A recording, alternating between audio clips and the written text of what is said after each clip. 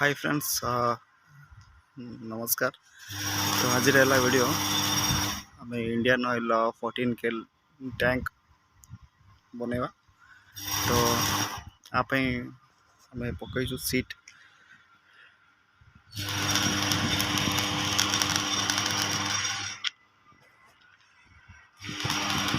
seat पकाई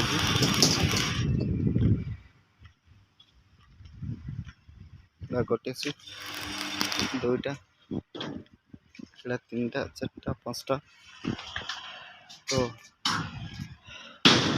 एमती fitting चलती